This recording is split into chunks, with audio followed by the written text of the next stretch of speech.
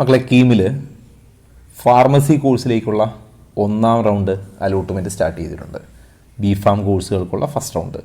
അതോടൊപ്പം തന്നെ ആർക്കിടെക്ചർ കോഴ്സിലെ മൂന്നാം റൗണ്ട് അലോട്ട്മെൻറ്റും ഗവൺമെൻറ് അതുപോലെ എയ്ഡഡ് എഞ്ചിനീയറിംഗ് കോളേജിലേക്കുള്ള ഓൺലൈൻ സ്ട്രേ വേക്കൻസിയുടെ അലോട്ട്മെൻറ്റും ആരംഭിച്ചു. അപ്പോൾ 3 കാര്യങ്ങളാണ്: ഫാർമസിയുടെ ഒന്നാം റൗണ്ട്, ആർക്കിടെക്ചറിൻ്റെ മൂന്നാം റൗണ്ട്, എഞ്ചിനീയറിങ്ങിൻ്റെ സ്പോട്ട് അലോട്ട്മെൻറ്റ് അഥവാ സ്ട്രേ വേക്കൻസി. ഈ 3 കാര്യങ്ങളുടെ രജിസ്ട്രേഷനാണ് ഇപ്പോൾ സ്റ്റാർട്ട് ചെയ്തിരിക്കുന്നത്. അപ്പോൾ ഇതിനൊക്കെയുള്ള സമയം ഓഗസ്റ്റ് 18 തുടങ്ങി ഓഗസ്റ്റ് 22-ാം തീയതി 5 മണി വരെയാണ്. ഷെഡ്യൂൾ ഞാൻ ഒരിക്കൽ കൂടി ഓർമ്മിപ്പിക്കുന്നു. ഓഗസ്റ്റ് 18-ാം തീയതി ഓപ്ഷൻ രജിസ്ട്രേഷൻ സ്റ്റാർട്ട് ചെയ്യുന്നു. ഓഗസ്റ്റ് 22-ാം തീയതി രജിസ്ട്രേഷൻ്റെ സമയം അവസാനിക്കും. ഓഗസ്റ്റ് 23-ാം തീയതി പ്രൊവിഷണൽ അലോട്ട്മെൻറ്റ് പബ്ലിഷ് ചെയ്യും. 25-ാം തീയതി ഫൈനൽ അലോട്ട്മെൻറ്റ് പബ്ലിഷ് ചെയ്യും. ഓഗസ്റ്റ് 26 തുടങ്ങി ഓഗസ്റ്റ് 30-ാം തീയതി വൈകിട്ട് 4 മണി വരെ അലോട്ട്മെൻറ്റ് കിട്ടുന്ന കുട്ടികൾ അലോട്ട്മെൻറ്റ് മെമ്മോയിൽ കാണിച്ചിട്ടുള്ള ഫീസും അടച്ച് ഓൺലൈനായിട്ട് പേയ്മെൻറ്റ് ചെയ്ത് കോളേജുകളിൽ പ്രവേശനം നേടേണ്ടതാണ്. ഈ 3 കാര്യങ്ങൾക്കും, ഫാർമസിയുടെ ഫസ്റ്റ് റൗണ്ടിനും ആർക്കിടെക്ചറിൻ്റെ മൂന്നാമത്തെ റൗണ്ടിനും എഞ്ചിനീയറിങ്ങിൻ്റെ സ്ട്രേ വേക്കൻസിക്കുമുള്ള പ്രൊസീജിയർ ഇതാണ് ഷെഡ്യൂൾ. ഇനി അതിൻ്റെ ഡീറ്റെയിൽ നോക്കുക. ഫാർമസി കോഴ്സുകളിലെ ഒന്നാം റൗണ്ട് അലോട്ട്മെൻറ്റ്, ആർക്കിടെക്ചറിൻ്റെ മൂന്നാം റൗണ്ട്, അതുപോലെ എഞ്ചിനീയറിങ്ങിൻ്റെ സ്ട്രേ വേക്കൻസി, ഇതിന് ഓൺലൈൻ ഓപ്ഷൻ രജിസ്ട്രേഷൻ നിർബന്ധമാണ്. ഓൺലൈൻ ഓപ്ഷൻ രജിസ്ട്രേഷൻ ചെയ്യാത്ത കുട്ടികളെ ഇതിൽ പരിഗണിക്കില്ല.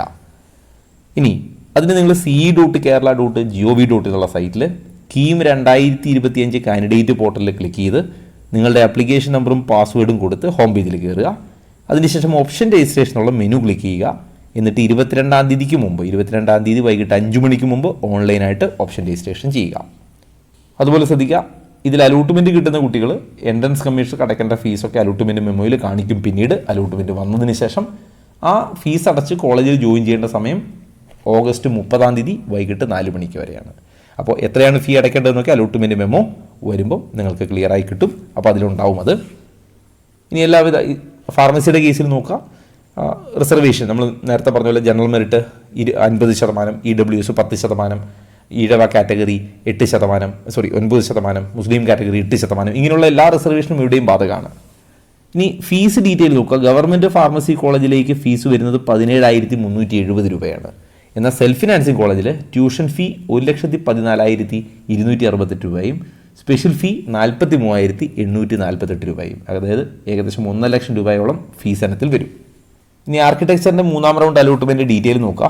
ഈ റൗണ്ട് ഗവൺമെൻറ് സെൽഫ് ഫിനാൻസിങ് കോളേജുകളിലേക്ക് നടത്തുന്ന അവസാന ഘട്ട അലോട്ട്മെൻറ്റാണ്. ഇതിന് ശേഷം ഒഴിവ് വന്നാൽ ആർക്കിടെക്ചർ സീറ്റുകൾ സർക്കാർ കോളേജുകളിലേക്കുള്ളത് സാങ്കേതിക വിദ്യാഭ്യാസ ഡയറക്ടറും സെൽഫ് ഫിനാൻസിങ് കോളേജുകളിൽ അതാത് കോളേജുകളും സ്പോട്ട് അഡ്മിഷൻ വഴി നികത്തും. അതായത് ഈ റൗണ്ട് കഴിഞ്ഞാൽ ഇനി സ്പോട്ട് അഡ്മിഷനേ ഉണ്ടാവൂ. അതുപോലെ ആർക്കിടെക്ചർ കോഴ്സുകളിലേക്ക് പുതിയതായിട്ട് ഓപ്ഷൻ രജിസ്റ്റർ ചെയ്യാം. അതായത് മുൻഘട്ടങ്ങളിലെ അലോട്ട്മെൻറ്റ് പ്രകാരം അഡ്മിഷൻ കിട്ടിയവരെയും ഇതുവരെ അലോട്ട്മെൻറ്റ് കിട്ടാത്തവരെയും ഈ ഘട്ടത്തിൽ അലോട്ട്മെൻറ്റിൽ പരിഗണിക്കണമെങ്കിൽ ആർക്കിടെക്ചർ കോഴ്സിലേക്കുള്ള ഓൺലൈൻ ഓപ്ഷൻ രജിസ്ട്രേഷൻ നിർബന്ധമായിട്ട് നടത്തേണ്ടതാണ്. അപ്പോൾ ഇപ്രാവശ്യം നിങ്ങൾക്ക് എന്ത് ചെയ്യാം, പുതിയതായിട്ട് വേണമെങ്കിൽ ഓപ്ഷൻ കൊടുക്കാം. ഇതുവരെ കൊടുക്കാത്ത ഓപ്ഷൻസും കൊടുക്കാം. ഈ ഓപ്ഷൻ കൊടുത്ത് ഓപ്ഷൻ രജിസ്റ്റർ ചെയ്യാത്തവരെ ഒന്നും പരിഗണിക്കില്ല. അത് ശ്രദ്ധിക്കുക, ഓപ്ഷൻ കൊടുത്താലേ പരിഗണിക്കൂ. അതുപോലെ ആർക്കിടെക്ചർ കോഴ്സുകളിലേക്ക് മുൻ റൗണ്ടുകളിൽ അലോട്ട്മെൻറ്റ് കിട്ടി അഡ്മിഷൻ എടുത്ത കുട്ടികൾക്ക് ഓപ്ഷൻ രജിസ്റ്റർ ചെയ്തിട്ടില്ലെങ്കിൽ ആ പഴയ കിട്ടിയ സീറ്റ് അവിടെ തന്നെ ഉണ്ടാവും. പുതിയ സീറ്റ് കിട്ടില്ല എന്നുള്ളൂ. നിങ്ങൾക്ക് അപ്ഗ്രേഡ് ചെയ്ത് വരണമെന്നുണ്ടെങ്കിൽ ഈ റൗണ്ടിൽ പങ്കെടുക്കണമെങ്കിൽ ഓപ്ഷൻ രജിസ്ട്രേഷൻ നിർബന്ധമായിട്ടും ചെയ്യണം. ഈ ഘട്ടത്തിൽ അലോട്ട്മെൻറ്റ് ലഭിക്കുകയും നിശ്ചിത സമയത്തിനകം അലോട്ട്മെൻറ്റ് ലഭിച്ച കോളേജ് അല്ലെങ്കിൽ കോഴ്സിൽ പ്രവേശനം നേടാതിരിക്കുകയും ചെയ്താൽ മുൻഘട്ടത്തിലെയും ഈ ഘട്ടത്തിലെയും അലോട്ട്മെൻറ്റ് പോകും. ഇപ്പോൾ ഉദാഹരണത്തിന് സെക്കൻഡ് റൗണ്ടിൽ നിങ്ങൾക്കൊരു സീറ്റ് കിട്ടി, മൂന്നാമത്തെ റൗണ്ടിൽ വേറൊരു സീറ്റ് കിട്ടിയെന്ന് വിചാരിക്കുക. അപ്പോൾ ഈ സീറ്റ് നിങ്ങൾ എടുത്തില്ലെങ്കിൽ തേർഡ് സീറ്റ് പോവും. സെക്കൻഡ് സീറ്റ് ഓൾറെഡി പോയിട്ടുണ്ടാവും. അത് ശ്രദ്ധിക്കുക. ഇനി തേർഡ് റൗണ്ടിൽ നിങ്ങൾ രജിസ്റ്റർ ചെയ്തില്ലെങ്കിലും സെക്കൻഡ് റൗണ്ടിലെ സീറ്റ് അവിടെ തന്നെ ഉണ്ടാവും. സെക്കൻഡ് റൗണ്ടിലെ സീറ്റ് എപ്പോഴാണ് പോവുക? തേർഡിൽ നിങ്ങൾക്കൊരു പുതിയ സീറ്റ് കിട്ടിയാലേ അത് നഷ്ടപ്പെടൂ. അപ്പോൾ തേർഡിൽ നിങ്ങൾ ജോയിൻ ചെയ്യണം. ഇല്ലെങ്കിൽ തേർഡും പോവും, സെക്കൻഡിലേതും പോവും. ആർക്കിടെക്ചർ കോഴ്സുകളിലേക്ക് പുതിയതായിട്ട് ഓപ്ഷൻ രജിസ്റ്റർ ചെയ്യാത്തവരെ ഈ റൗണ്ടിൽ ഒരു കാരണവശാലും പരിഗണിക്കില്ല. എഞ്ചിനീയറിംഗിൻ്റെ കേസ് നോക്കുക. എഞ്ചിനീയറിംഗ് കേസിൽ അല്ലെങ്കിൽ എഞ്ചിനീയറിംഗ് കോഴ്സുകളുടെ സ്ട്രേ വേക്കൻസിയിൽ ഇതുവരെ സീറ്റ് കിട്ടാത്തവർക്കും, അതായത് ആർക്കും വേണമെങ്കിലും പങ്കെടുക്കാം. അതായത് മുൻ അലോട്ട്മെൻറ്റ് പ്രകാരം സീറ്റ് കിട്ടിയവർക്കും പ്രവേശനം നേടിയവർക്കും, ഇനി അതല്ല അലോട്ട്മെൻറ്റ് കിട്ടിയിട്ട് പ്രവേശനം നേടാത്തവർക്കും, പ്രവേശനം നേടിയിട്ട് റിസൈൻ ചെയ്തവർക്കും, ഇതുവരെ അലോട്ട്മെൻറ്റ് ഒന്നും കിട്ടാത്തവർക്കും എല്ലാവർക്കും ഇതിൽ പങ്കെടുക്കാം. അതിൽ പ്രശ്നങ്ങളില്ല. ഈ മുൻ റൗണ്ടുകളിൽ സീറ്റ് കിട്ടിയ കുട്ടികൾ സ്ട്രേ വേക്കൻസി വഴി അലോട്ട്മെൻറ്റ് കിട്ടി അലോട്ട്മെൻറ്റ് മാറ്റം വന്നാൽ പുതിയ സീറ്റ് കിട്ടിയാൽ ഇപ്പോൾ മുമ്പുണ്ടായിരുന്ന സീറ്റ് റദ്ദാവുന്നതും ഈ സീറ്റ് എടുക്കേണ്ടതുമാണ്. അതായത് ഓൾറെഡി നിങ്ങളുടെ കയ്യിൽ ഒരു സീറ്റ് ഉണ്ടായിരുന്നു, സ്റ്റേ വേക്കൻസിയിൽ നിങ്ങൾക്ക് പുതിയതായി സീറ്റ് കിട്ടിയെന്നിരിക്കട്ടെ. അപ്പോൾ പുതിയ സീറ്റേ നിങ്ങൾക്ക് നിൽക്കൂ, പഴയ സീറ്റ് നഷ്ടപ്പെടും. അതുകൊണ്ട് വേണമെന്ന് ആഗ്രഹിക്കുന്ന സീറ്റുകൾ മാത്രമേ ഓപ്ഷനിൽ കൊടുക്കാവൂ. അതേപോലെ നിലവിൽ പ്രവേശനം നേടിയിരിക്കുന്ന വിദ്യാർത്ഥികൾക്ക് ഈ സ്റ്റേ വേക്കൻസി അലോട്ട്മെൻറ്റ് വഴി ഒഴിവുള്ള സീറ്റുകളിലേക്ക് അലോട്ട്മെൻറ്റ് കിട്ടി മാറ്റം ലഭിക്കുന്ന പക്ഷം പുതുതായിട്ട് ഒഴിവ് വരുന്ന സീറ്റുകളും ഈ അലോട്ട്മെൻറ്റ് തന്നെ നികത്തപ്പെടും. അതായത് ഇപ്പോൾ ഒരു കുട്ടി എക്സ് എന്ന് പറയുന്നൊരു കോളേജിൽ നിന്ന് അപ്ഗ്രേഡ് ചെയ്ത് വൈയിലേക്ക് വന്നു, അപ്പോൾ ഈ എക്സിലെ സീറ്റ് വേക്കൻ്റ് ആവും. അപ്പോൾ വേറൊരു കുട്ടി ഈ എക്സിൻ്റെ സീറ്റ് വെച്ചിട്ടുണ്ടെങ്കിൽ ഇതിലേക്ക് ഈ കോളേജിലേക്ക് വരാം എന്നർത്ഥം. അപ്പോൾ അതുകൊണ്ട് നിങ്ങൾക്ക് ഇഷ്ടമുള്ള ഏത് കോളേജും വയ്ക്കാം. ഈ സീറ്റ് വേക്കൻസി എത്ര സീറ്റ് വേക്കൻ്റ് ഉണ്ട് എന്ന് നോക്കണ്ട, നിങ്ങൾക്ക് ഏത് കോളേജും ഏത് കോഴ്സും വയ്ക്കാം. ആ സീറ്റിൽ വേക്കൻസി വരുന്ന മുറയ്ക്ക് നിങ്ങളെ അങ്ങോട്ട് അലോട്ട് ചെയ്യും. അതുകൊണ്ട് പ്രത്യേകം ശ്രദ്ധിക്കുക, പ്രവേശനം നേടാൻ താല്പര്യമുള്ള എല്ലാ കോളേജും എല്ലാ കോഴ്സും ഓപ്ഷനിൽ വയ്ക്കാം. മുൻഘട്ടങ്ങളിൽ നൽകിയിരുന്ന ഓപ്ഷനുകൾ ഈ ഘട്ടത്തിൽ പരിഗണിക്കില്ല. ഓക്കെ, അപ്പോൾ സ്റ്റേ വേക്കൻസിക്കായിട്ട് പുതുതായിട്ട് എന്തായാലും ഓപ്ഷൻ കൊടുക്കാവുന്നതാണ്. ഓപ്ഷൻ കൊടുക്കാത്തവരെ ഈ റൗണ്ടിൽ പരിഗണിക്കില്ല. അതുപോലെ ശ്രദ്ധിക്കുക, കുട്ടികൾ ഈ ഘട്ടത്തിൽ കൊടുക്കുന്ന ഓപ്ഷൻ മാത്രമേ തുടർന്ന് ഒരു സ്റ്റേ വേക്കൻസി നടന്നാലും അതിൽ പരിഗണിക്കുകയുള്ളൂ. തുടർന്ന് സ്റ്റേ വേക്കൻസി നടന്നാൽ പുതിയ ഓപ്ഷൻ രജിസ്ട്രേഷൻ അനുവദിക്കില്ല. അതായത് ഇപ്പോൾ ഫസ്റ്റ് സ്റ്റേ വേക്കൻസി നടക്കുക, ഇനി സീറ്റ് വേക്കൻസി ഉണ്ടെങ്കിൽ സെക്കൻഡ് സ്റ്റേ വേക്കൻസി നടക്കും. അപ്പോൾ നിങ്ങൾ ഈ ഫസ്റ്റ് സ്റ്റേ വേക്കൻസിയിൽ വെച്ച ഓപ്ഷൻസ് മാത്രമേ അടുത്ത റൗണ്ടിൽ ഉണ്ടാവൂ, അല്ലാതെ സെക്കൻഡ് റൗണ്ടിന് വേണ്ടി വീണ്ടും ഓപ്ഷൻ രജിസ്ട്രേഷൻ ഉണ്ടാവില്ല. അതുകൊണ്ടാണ് പറഞ്ഞത് നിങ്ങൾക്ക് വേണ്ട എല്ലാ കോഴ്സും എല്ലാ കോളേജും നിർബന്ധമായിട്ടും ഇവിടെ കൊടുത്തു വയ്ക്കുക. എങ്കിൽ സീറ്റ് വേക്കൻസി വന്നാൽ സെക്കൻഡ് റൗണ്ടിൽ നിങ്ങളെ പരിഗണിച്ചുള്ളൂ.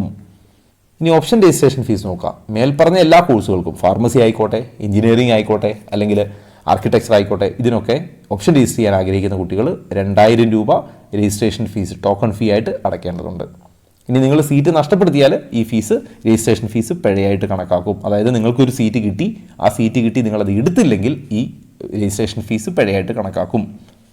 ഫീസ് ആനുകൂല്യവും മറ്റുമുള്ള കുട്ടികൾ 500 രൂപ അടച്ചാൽ മതി, 2000 രൂപ അടയ്ക്കേണ്ടതില്ല. ബാക്കിയുള്ളവരെല്ലാം 2000 രൂപ അടയ്ക്കേണ്ടി വരും. അപ്പോൾ നിങ്ങൾ ഓപ്ഷൻ രജിസ്ട്രേഷൻ അത് ക്ലിക്ക് ചെയ്യുമ്പോൾ തന്നെ നിങ്ങൾക്ക് അവിടെ ഉണ്ടാവും എത്രയാണ് നിങ്ങൾ അടയ്ക്കേണ്ടത്. അപ്പോൾ നിങ്ങൾ ഫീ ആനുകൂല്യമുള്ള കുട്ടികളാണെങ്കിൽ 500 എന്ന് കാണിക്കും, അല്ലാത്തവർക്ക് 2000 എന്ന് കാണിക്കും. ഓൾറെഡി ഫീ പേ ചെയ്തവർക്ക് അവിടെ ഇല്ലെന്നായിരിക്കും കാണിക്കുന്നുണ്ടാവുക. ഓപ്ഷൻ രജിസ്റ്റർ ചെയ്താൽ മാത്രം മതി. ഇനി നിങ്ങൾക്ക് സപ്പോസ് അലോട്ട്മെൻറ്റ് ഒന്നും കിട്ടിയിട്ടില്ലെങ്കിൽ ഈ ഫണ്ട് തിരിച്ചു വന്നോളൂ. ഇത് നഷ്ടപ്പെടില്ല, ഇത് തിരിച്ചു വന്നോളൂ. സീറ്റ് അലോട്ട്മെൻറ്റ് കിട്ടിയാൽ നിങ്ങൾക്കിത് കോഷൻ ഫീ ഇനത്തിൽ അല്ലെങ്കിൽ ഫീസ് ഇനത്തിൽ വകയിരുത്തിക്കൊള്ളും. നിങ്ങൾ സീറ്റ് നഷ്ടപ്പെടുത്തിയാൽ മാത്രമാണ് ഇത് പിഴയായിട്ട് കണക്കാക്കി തിരിച്ചു തരാതിരിക്കുകയുള്ളൂ. അപ്പോൾ അതും ശ്രദ്ധിക്കുക. അതുപോലെ ശ്രദ്ധിക്കുക, എഞ്ചിനീയറിംഗ് അല്ലെങ്കിൽ ആർക്കിടെക്ചർ കോഴ്സുകൾക്ക് നിങ്ങൾക്ക് അലോട്ട്മെൻറ്റ് കിട്ടിയെന്നിരിക്കട്ടെ, കിട്ടിയിട്ട് നിങ്ങൾ പ്രവേശനം നേടിയിട്ടില്ലെങ്കിൽ, അതുപോലെ പ്രവേശനം നേടിയതിന് ശേഷം നിങ്ങൾ പിന്നീട് ട്രാൻസ്ഫർ അല്ലെങ്കിൽ അവിടുന്ന് റിസൈൻ ചെയ്തു പോയാൽ നിങ്ങൾ ഈ രജിസ്ട്രേഷൻ ഫീസ് പിഴയായി കണക്കാക്കും. ഇതിപ്പോൾ ഫാർമസിക്ക് പറഞ്ഞിട്ടില്ല. ഫാർമസിയുടെ പ്രശ്നം, ഫാർമസിയുടെ 1ാം റൗണ്ടിൽ നിങ്ങൾക്കൊരു സീറ്റ് കിട്ടി, നിങ്ങളത് എടുത്തില്ലെങ്കിൽ അടുത്ത റൗണ്ടിൽ നിന്നൊക്കെ പുറത്താവും. അപ്പോൾ അതുകൊണ്ട് ഇത് പ്രത്യേകം ശ്രദ്ധിക്കുക. ഇവിടെ നിങ്ങൾ കൊടുത്തിരുന്ന രജിസ്ട്രേഷൻ ഫീസ് പിഴയായിട്ട് കണക്കാക്കും. അതുകൊണ്ട് കിട്ടിയാൽ പോകുമെന്ന് ഉറപ്പുള്ള കോളേജും കോഴ്സുമേ കൊടുക്കാവൂ. റൈറ്റ്. ഇനി നിങ്ങൾക്ക് അലോട്ട്മെൻറ്റ് കിട്ടിയിട്ടില്ലെങ്കിൽ അത് തിരിച്ച് കിട്ടിക്കോളും. നിങ്ങൾ നഷ്ടപ്പെടുത്തിയാൽ മാത്രമാണ് ആ പൈസ നഷ്ടപ്പെടുക. അതേപോലെ റീഫണ്ടിന് അർഹതയുള്ള വിദ്യാർത്ഥികൾ, ഇത് റീഫണ്ട്, ഈ കൊടുക്കുന്ന പൈസ റീഫണ്ട് കിട്ടാൻ വേണ്ടി നിങ്ങൾ നിങ്ങളുടെ ബാങ്ക് ഡീറ്റെയിൽ വെബ്സൈറ്റ് വഴി കൊടുത്താൽ മതി. അപ്പോൾ അവിടെ അത് ചോദിക്കുന്നിടത്ത് നിങ്ങൾ അക്കൗണ്ട് ഡീറ്റെയിൽ കൊടുത്താൽ മതി. അതുപോലെ ഏതെങ്കിലുമൊക്കെ കാരണങ്ങൾ കൊണ്ട് റിസൾട്ട് തടഞ്ഞു വെച്ചിരിക്കുന്ന കുട്ടികൾക്കും ഓപ്ഷൻ കൊടുക്കാവുന്നതാണ്. ആ കുട്ടികൾ 22-ാം തീയതി വൈകിട്ട് 3 മണിക്ക് മുമ്പ് നിങ്ങളുടെ ഡിഫക്റ്റ് പരിഹരിച്ചിട്ടുണ്ടെങ്കിൽ നിങ്ങളെ അലോട്ട്മെൻറ്റിൽ പരിഗണിക്കും, ഇല്ലെങ്കിൽ അലോട്ട്മെൻറ്റിൽ പരിഗണിക്കില്ല. അതുപോലെ ശ്രദ്ധിക്കുക, കോളേജുകളുടെ ലിസ്റ്റും പബ്ലിഷ് ചെയ്തിട്ടുണ്ട്.